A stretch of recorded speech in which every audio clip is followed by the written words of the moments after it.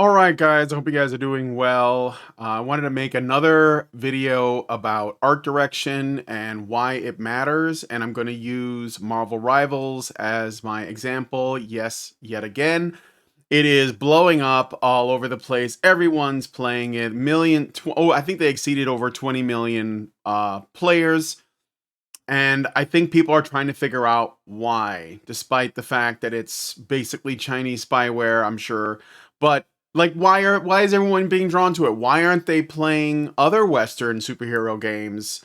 I thought that hero shooters were dead. I thought that people were not interested in cape shit anymore. But it seems like that's not the case. There might be some other explanation, and I think it's all comes down to aesthetics. And I don't mean gooning, I mean aesthetics. I think that there is truth in beauty, and how you interpret that is really up to you. And I'm going to use some art from, or some of the visuals from Marvel Rivals, as well as the one of another Marvel game that came out in 2020 called the Marvel's Avengers, put out by Square Enix. I know that other people have done videos comparing these two, but I'm going to show you the bones of it so you can see what the issue is. So this comes down to a concept in specifically in comic art that is all about dynamic posing and dynamic posture. Okay. I did talk a little bit about this when I spoke about silhouettes and the importance of silhouettes. These things are kind of like, they go hand in hand. There are also elements of color theory, but I'm not going to get into that now. Maybe I'll make another video on that. If you guys are interested, let me know in the comments. So I do have a bachelor's degree in art and design, and I have an understanding of aesthetics and why things work, despite the fact that I did get it in, our modern university system. I managed to extract some value out of it, despite all of the progressive communist garbage that was in my education. But, okay, so here we have the newest character, one of the newest characters that were released on Marvel Rivals, Sue Storm, the Invisible Woman. And she is very aesthetically pleasing. But why is that? Not just because she looks feminine and looks like a woman, and they unabashedly made her blonde and blue-eyed because that's what she is. That's all true. But there is more to that. So let's look at the posture. I'm going to draw on top of this a little bit. Don't worry, it's not going to harm the original work. I'm just showing you guys. So this is her head right here. And you can see that it's slightly, I'm not even doing it justice. It's slightly tilted. And there's this rhythm in the form so it looks kind of like a wave. It goes, I'm drawing down her spine, okay? And it goes all the way down. So you get this S curve, and this is very aesthetic. We look for this stuff unconsciously all the time. So it's an S curve. And there's this asymmetrical stance. So this shoulder, her right shoulder, is higher than her left shoulder, but her left hip is higher than her right hip. So when someone, and I'll just show you guys, this is like an X, when you see someone, or when you see an image and it's presented this way, in particular with women, but not exclusively, that is a very pleasing thing. And this rhythm that I was talking about with the spine, it repeats itself. It's in the thighs, the legs, and you can see that here. Here's a really good way to look at it. You see how it goes from the inner thigh to the outer calf, and then it goes the other way. Okay, this is a very attractive design philosophy. This is the bones of the image. Okay, so does it matter that first of all, there are women who look like this. So let's not get it twisted that this is somehow unrealistic. But it is idealized, and that's okay. That's what it should be. Okay? We're supposed to see these people as aspirational. But the people who want to make everything realistic, they're actually interested in disenchanting this. This is why I believe that aesthetics is a part of the truth of, like, the divine nature of humanity. Okay, and sometimes we want to see that personified in some way.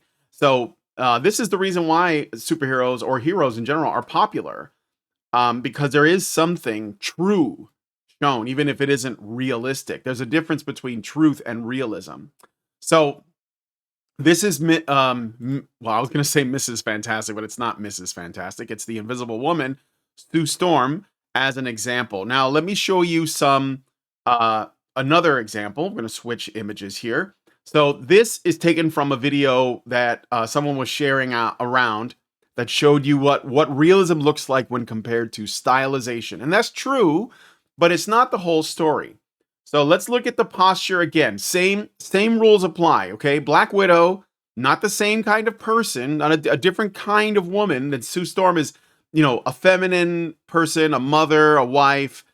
This comes out. She has this matronly, but still really feminine appearance.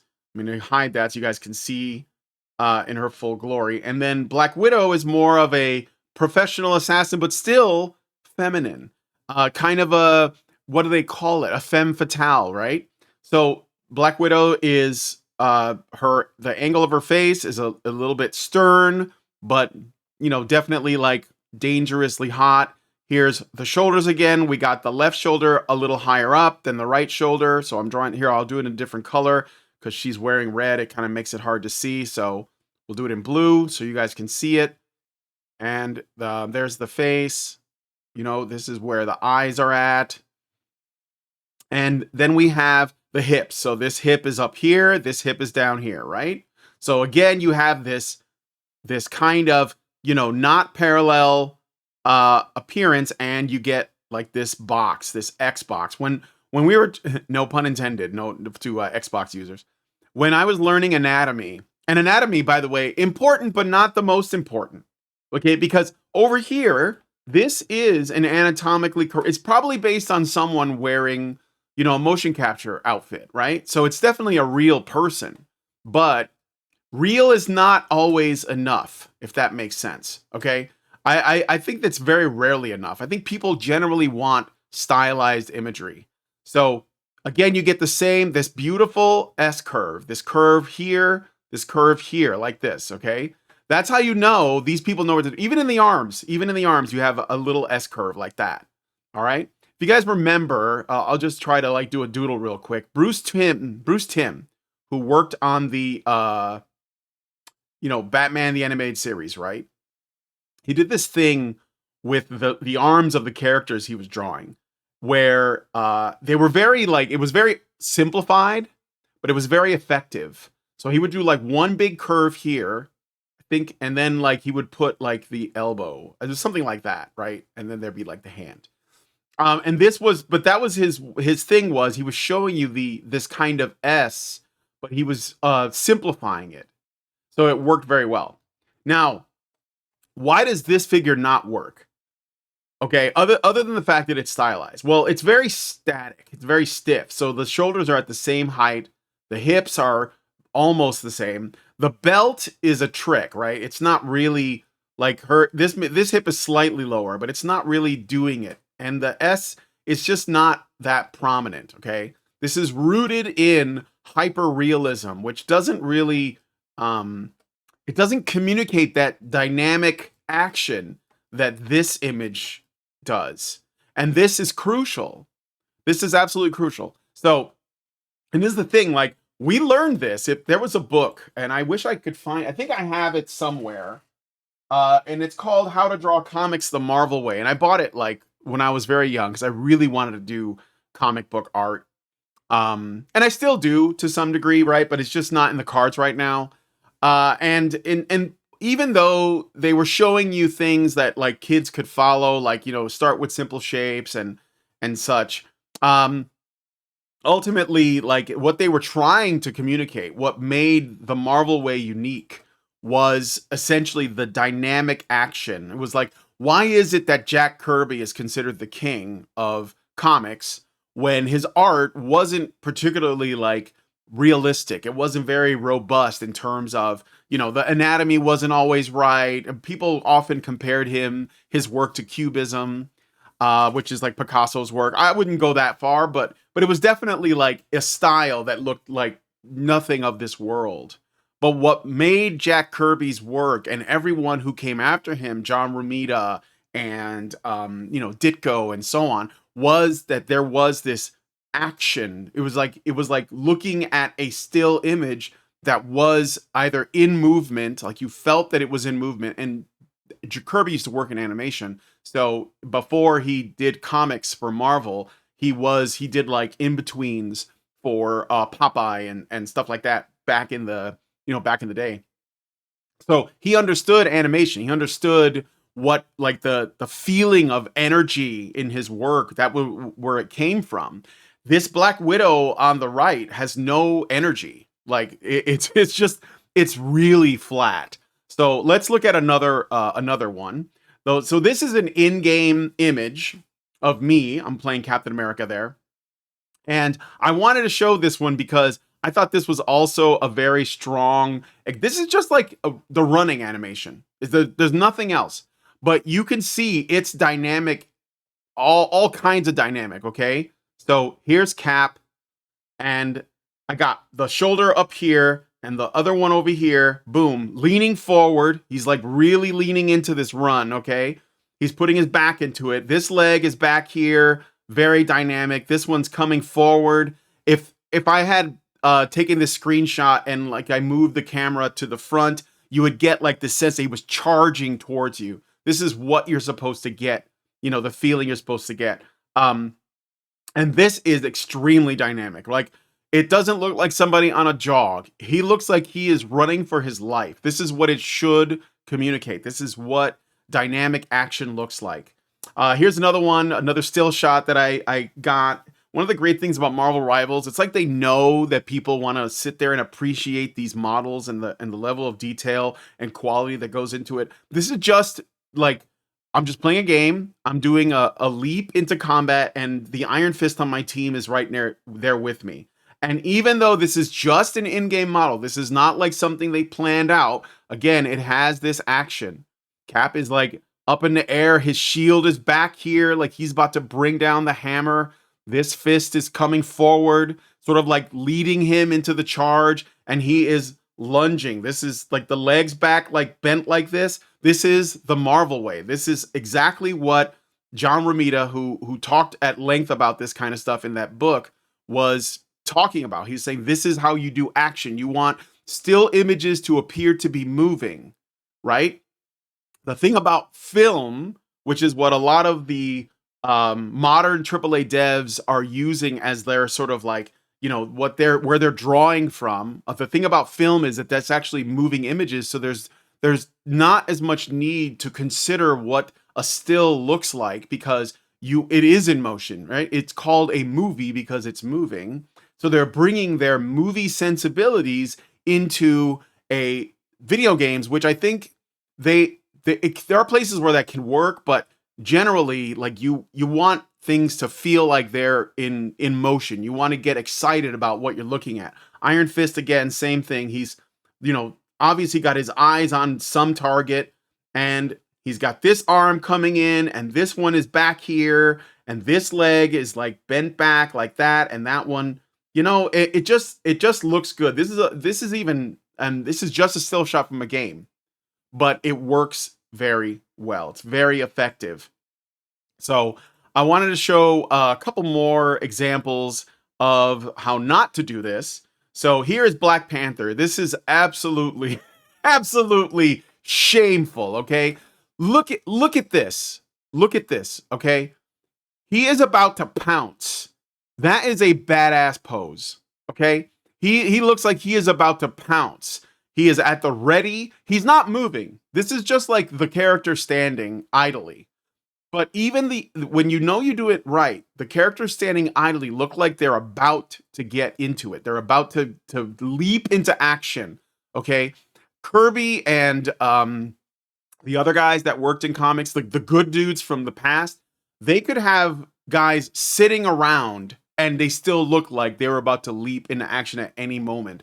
This was to keep the reader engaged, right? I'm gonna take a sip of my coffee because I'm doing this in the morning. And look at this. Again, the S curve. Legs far apart. This is like this is so you know, I'm ready. He's very stable. He looks like he can't be knocked down, right? It's an awesome pose. And now look at this one from the Marvel's Avengers. I mean, it's awful. Like he looks like he's falling asleep. He looks like a cosplayer that's sort of like caught, you know, unawares. I mean, he's not out of shape. He's not fat, right? He's definitely like he looks fit, but he looks too real. This works much better. The head is a little smaller. You know, he's obviously got a large chest, but it's all to like make him look like, you know, he's like a panther. He's like an animal, right? Um, and I think that this is very important. Like people will get pulled right out of the immersion if they're looking at something like this, right? It's just not going to work. All right, let's look at another one.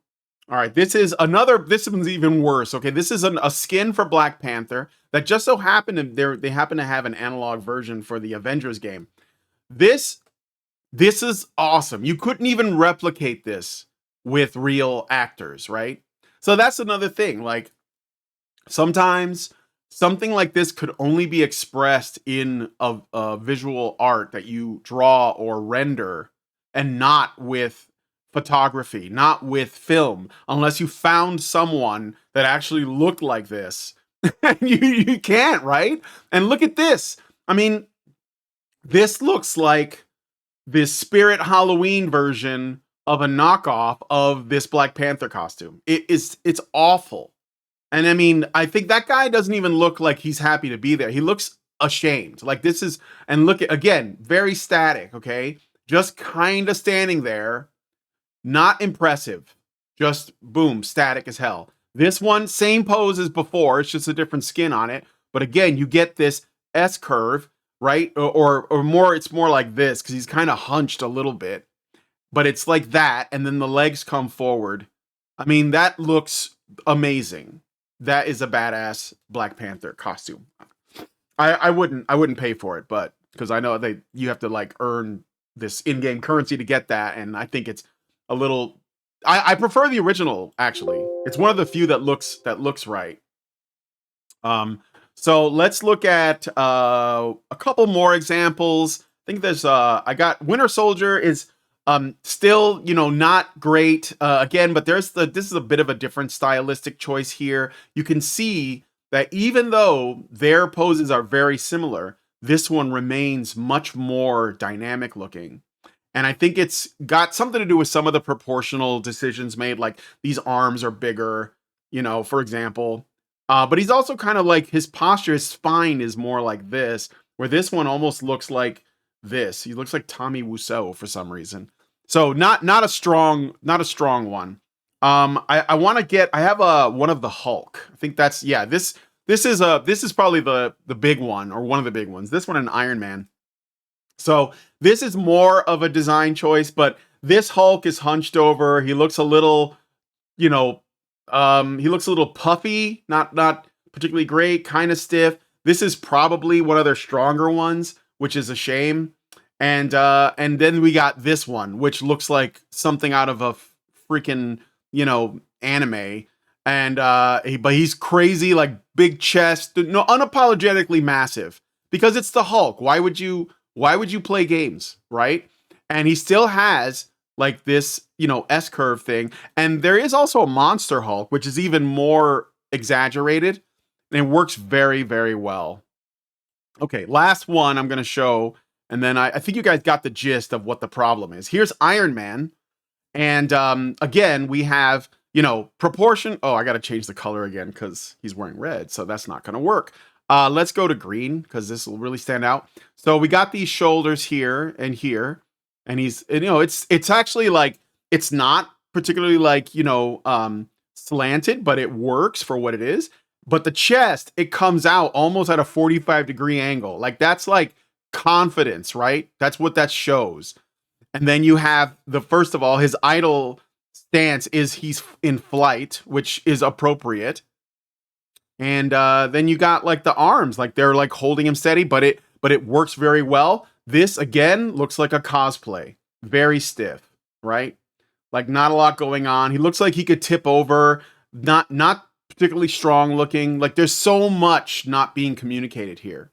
So Anyway, I wanted to talk about this. I think it's vital that people understand not just why Marvel Rivals is working, which I think has a lot to do with character design, a lot to do with art direction, a lot to do with these dynamic posing, which you can find all throughout the game. Like you can play a game and then you can do a replay of the match and then take it into a free camera mode and pause. And on every character, whatever they're doing looks dynamic most of the time. Most of the time. There are some in-between animations and sometimes their faces are a little flat, but most of the time they're like, they look like comic book characters. And this is what you want to capture if you're doing something based on this kind of material. So anyway, let me know what you guys think about this in the comments. This, I think, is something that I can definitely speak to. Like I said, I do have experience with this kind of thing. Yeah, I hope to see your thoughts in the comments section. Thank you so much for watching the video. Like, share, subscribe, and I'll talk to you guys in the next one. Long live Vivian.